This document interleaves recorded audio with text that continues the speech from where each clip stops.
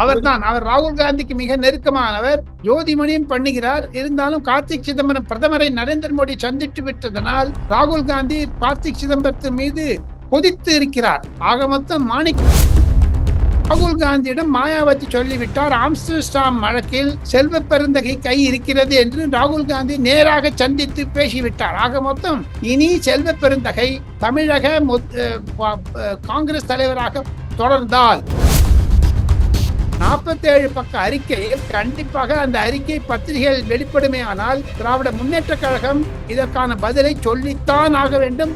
மூடி மறைக்க முடியாது. செந்தில் பாலாஜி அதன் மூலமாக கைது செய்யப்பட்டாலும் ஆச்சரியப்படுவதற்கில்லை. சிவா ராகுல் காந்தியை சாக்லேட் பாய் என்று பின்னாரை விஜயன் சொன்னதும் அச்சுதானந்தன் சொன்னதையும் பிரகாஷ் கராத் வரவேற்றார்.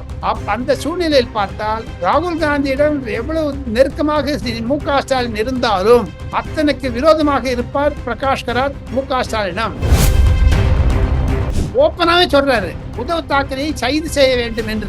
அதையெல்லாம் மறைப்பதற்காகத்தான் இது மாதிரியான பொய் பிரச்சாரங்களை அவர் தூண்டி விடுகிறார் என்று சொல்லி. ஆனா அதே சிவசேனா இன்று வக்ஃப் போர்டு சமயத்தை என்ன பண்ண போறாங்கன்னு சொல்லவே இது இருக்கிறோம். அவங்க வாக் அவுட் பண்ண போறாங்க. எப்படி இந்திய அர்ஜென்சில இல்லையே. ஆக மொத்தம் சிவசேனா என்பது 9 எம்பிக்களை வைத்திருந்தாலும்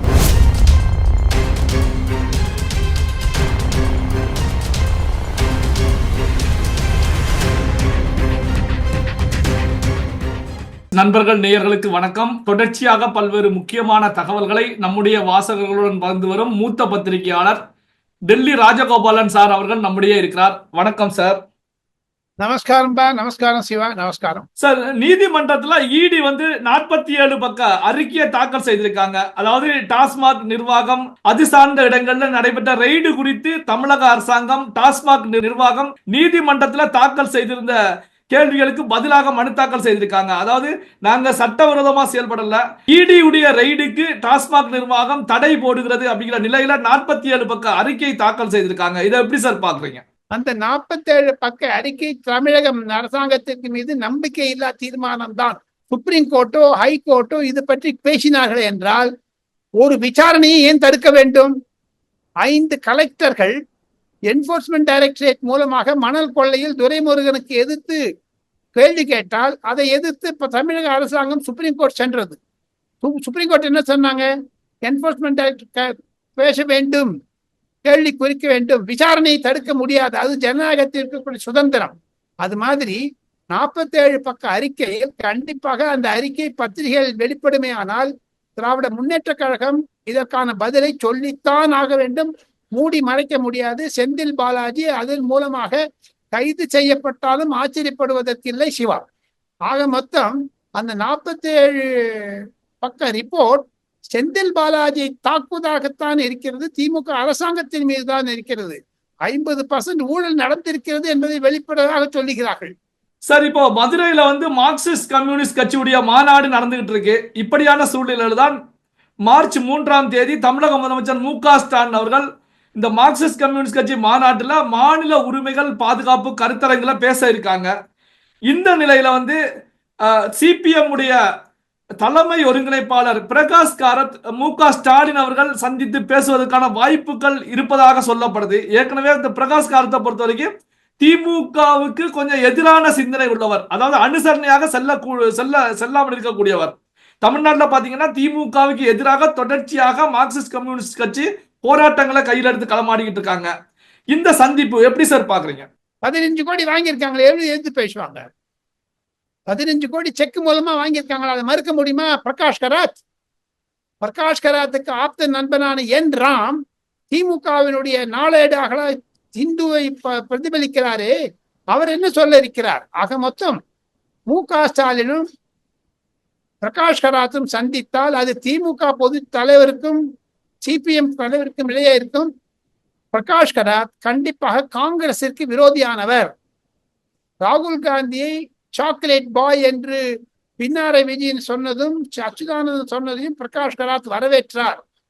அந்த சூழ்நிலையில் பார்த்தால் ராகுல் காந்தியிடம் எவ்வளவு நெருக்கமாக மு.க. ஸ்டாலின் இருந்தாலும் அத்தனைக்கு விரோதமாக இருப்பார் பிரகாஷ் கராத் மு.க. ஸ்டாலினம்.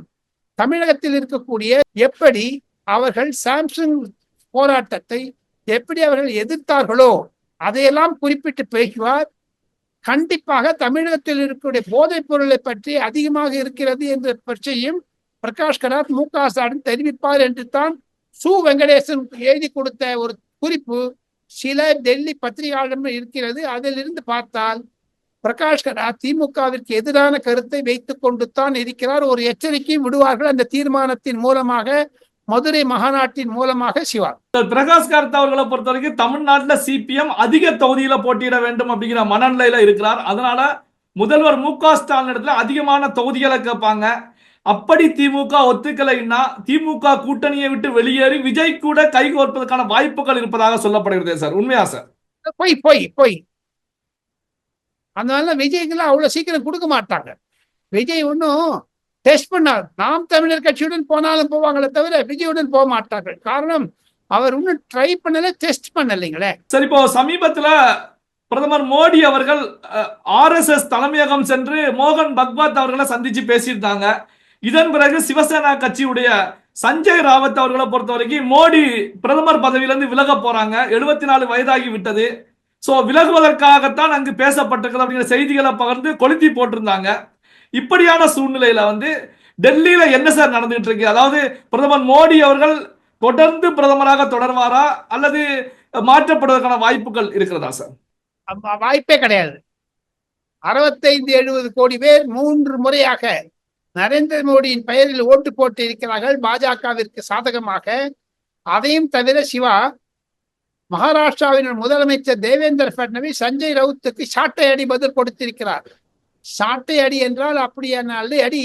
காரணம், உத்தவ் தாக்கரேவின் மகன் ஆதித்ய தாக்கரே, சிவசேனாவுடன் உத்தவ் தாக்கரேவினுடைய குழாமில் இருப்பவர், ஒரு பெண் நடிகையை கொலை செய்தார் என்ற குற்றச்சாட்டு அவர் மீது இருப்பதனால் அதை மறைப்பதற்குத்தான் இது மாதிரியான ஒரு விஷமத்தர விஷயங்களை கொளுத்தி போடுகிறார் என்று தேவேந்திர பட்னவிஸ் ஓப்பனாகவே சொல்லியிருக்கிறார்.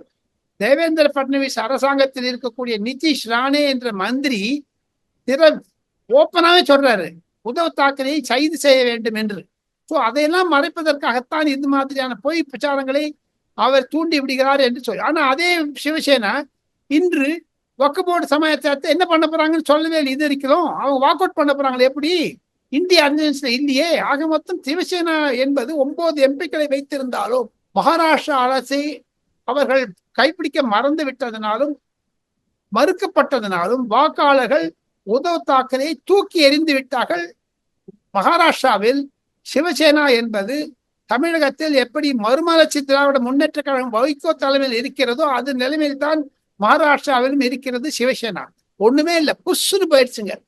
ஆக மொத்தம் அவர் சொல்லக்கூடிய பதிலுக்கு சிவசேனாவினுடைய ஆக்கப்பூர்வமான நாளேடு சாம்னாவில் அவர் என்னதான் எழுதியிருந்தாலும் நரேந்திர மோடி 2029 பிரதமராகத்தான் போட்டியிடுவார் என்று தேவேந்திர பட்னவிஸ் வெளிப்படையாக அறிக்கை கொடுத்து விட்டார். சார், இப்போ தமிழக காங்கிரஸ் தலைவர் செல்வ பெருந்தகை மாற்றப்பட போகிறார். காரணம் என்ன அப்படின்னா, அண்ணாமலை அவர்கள் தெரிவித்த குற்றச்சாட்டை பொறுத்த வரைக்கும் அது நிரூபணமாகக்கூடிய சூழ்நிலையில சென்றுகிட்டு இருக்கு. இப்படியான ஒரு சூழ்நிலையில தான் டெல்லியில 2 முக்கியமான காங்கிரஸ் எம்பிக்கள் காய்களை நகர்த்திக்கிட்டு இருக்காங்க. ஒன்று ஜோதிமணி, இன்னொன்னு கார்த்தி சிதம்பரம். இப்ப யார் சார் தமிழக காங்கிரஸ் கமிட்டியுடைய அடுத்த தலைவராக வரப்போகிறார் சார்? மாணிக் தாக்கூர் அவர்தான். அவர் ராகுல் காந்திக்கு மிக நெருக்கமானவர். ஜோதிமணியும் பண்ணுகிறார். இருந்தாலும் கார்த்திக் சிதம்பரம் பிரதமரை நரேந்திர மோடி சந்தித்து விட்டதனால் ராகுல் காந்தி கார்த்திக் சிதம்பரத்தின் மீது கொதித்து இருக்கிறார். ஆக மொத்தம் மாணிக் தாக்கூர் தான் வைப்பார். மாணிக் தாக்கூருக்கும் திராவிட முன்னேற்ற கழகத்திற்கும் உறவும் சரியில்லை, தங்களுக்கு தெரியும். அதையும் தவிர நேற்று முன்தினம் நாம் இருவரும் பேசிக்கொண்டிருக்கும் பொழுது கடைசியான முடிவு நான் வருகிறேன். கடைசியாக சிறப்பு செய்தியாக சொல்லி நான் விடைபெற ஆசைப்படுகிறேன். ராகுல் காந்தியிடம் மாயாவதி சொல்லிவிட்டார், ஆம்ஸ்டர்டாம் வழக்கில் செல்வ பெருந்தகை கை இருக்கிறது என்று ராகுல் காந்தி நேராக சந்தித்து பேசிவிட்டார். ஆக மொத்தம் இனி செல்வ பெருந்தகை தமிழக காங்கிரஸ் தலைவராக தொடர்ந்தால் அது திமுகவிற்கு இழுக்காகும் என்று தான் ராகுல் காந்தி நினைக்கிறார் என்று சிலர் சொல்லுகிறார்கள் டெல்லியில். சிவா, பல்வேறு முக்கியமான தகவல்களை நம்முடைய வாசகர்களுடன் பகிர்ந்து கொண்டதற்கு நன்றி சார். நன்றி.